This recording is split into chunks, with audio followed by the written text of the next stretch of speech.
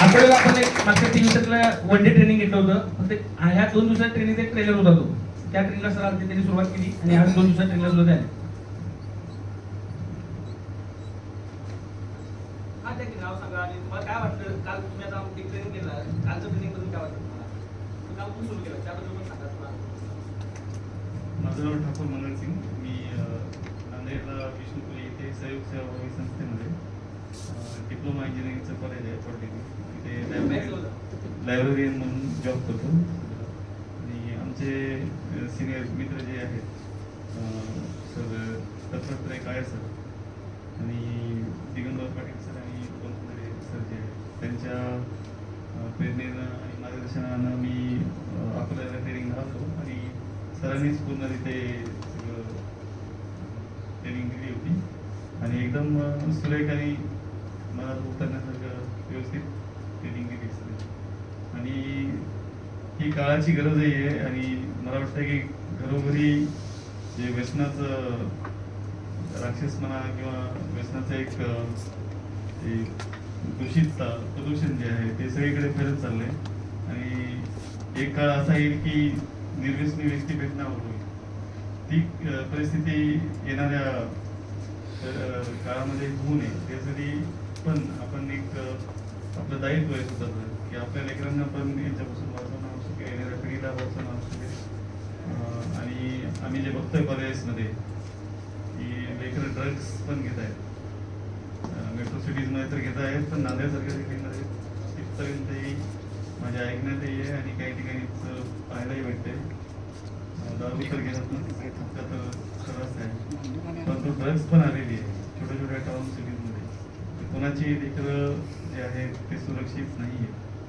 ही फार भयानक गोष्ट आहे. दुसरी गोष्ट, जसं काल सरांनी जे जबरदस्त सांगितलं, सरांची ट्रेनिंग तर आता त्यांना हॅट्स ऑफ वंदन आहे.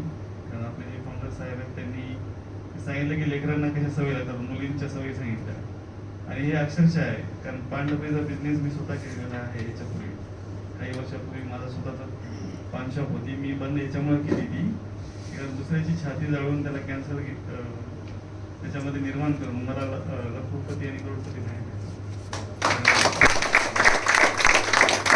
त्याच्यासाठी मला जर ईश्वर आहे तर त्याच्यासमोर हिसाब द्यायला थांबावं लागेल. त्यावेळेस मी काय होतं तेवढं मी पाप फेडू शकत नाही, माझ्यामध्ये तेवढी क्षमता नाही, म्हणून मी ते व्यवसाय सोडून दिला. दुसरे कामं त्यात शिक्षण पूर्ण करून इकडे आलो. तर दत्तात्रय काळे सरांनी मला सांगितलं समोर, कारण माझ्या पेक्षा लहान भाऊ आहे, त्याला दारूचं व्यसन आहे आणि तो पहिले तेवढा ॲडिक्ट नव्हता, तर आता त्याचं ॲडिक्शन वाढलेलं आहे. त्याच्यासाठी मी याच्यामध्ये आलो. आता आईवरती मी प्रयोग केलेला आहे स्प्रेचा, मित्राला दिलेला आहे स्प्रे आणि जवळपास 4 जणांवर प्रयोग केलेला आहे आणि त्यांनी स्पष्ट सांगितलेलं आहे स्वाद जे आहे स्वाद येत नाही आणि घ्यावं असं वाटत नाही. आणि सरांनी सांगितलं ते बरोबर आहे की ज्याला बहाणा करायचा आहे तो 100% तुम्हाला फुलवणीचे उत्तर देणार, तुम्हाला फसवणार की नाही नाही असं नाही, काहीच इफेक्ट झाला नाही, म्हणणार की नाही काहीच नाही झालं. तर ते जो असतो तो खोटं बोलतो, हे सत्य आहे. कारण मी ते पडताळणी करून पाहिली दोघांनी, ज्याला सोडायचं नाही ते खोटं उतरवायचं. आणि अकोल्याला जी ट्रेनिंग झाली त्याच्यामध्ये मला एक पुढचं पाऊल झालं. त्यानंतर 50 प्रोडक्ट घेऊन मी सुरुवात केलेली आहे आणि माझ्यासोबत म्हणजे मी तर तेवढं मोठा काही हे नाही, परंतु प्राध्यापक विजय कळणे सर आहेत माझ्यासोबत आलेले आहेत. तर सरांचं NGO सोबत पण व्यवस्थित त्यांनी बरेच कामं केलेले आहेत रियान सेंटरसाठी. त्यांना खूप माहिती आहे, त्यांनी स्वतः जाऊन येतात योगा सेंटरवर वगैरे त्यांनी हे करतात, तर त्यांना याविषयी चांगली माहिती आहे आणि त्यांच्या मनात एक संकल्प आहे. त्यांनी स्वतःहून मला कॉल केला व्हॉट्सअपवर स्टेटस पाहून. तर सरांची इच्छा आहे तर सर आलेले त्यांचं पण मनोगत घेतलं पाहिजे आणि पुढे आता त्यांचं पण मला हे लावेल सुद्धा सहभाग लागेल. या जगातील कुठलाही पुरुष किंवा कुठलाही जी व्यक्ती आहे तो जीव आहे तो पूर्ण नसतो, म्हणून आपल्याला सगळ्यांच्या सहकार्यानं आणि सहभागानंच हे कार्य करावं. कोणी एकटा मी करेल म्हणून होऊ शकत नाही, मी एकटा सर्व काही करेल हे शक्य नाही. आणि व्यसनमुक्तता त्याच्यासोबत मधुमेह वगैरे जे आपले जे काही अभियान आहे ते परिपूर्ण आहे. त्याच्या अनुषंगानं जसं मार्गदर्शन आहे तसंच आपण चालावं. कोणालाही खोटं बोलायचं नाही किंवा टॅम्पट काही करायचं नाही.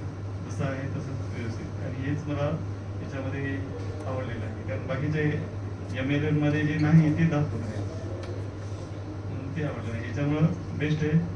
क्योंकि सत्य का साथ ईश्वर भी देता है. आणि दुसरी गोष्ट सर्वांविषयी आपल्यामध्ये सद्भावना आहे. आपल्याला कोणाचं वाईट नाही करायचं, आशीर्वाद घ्यायचा.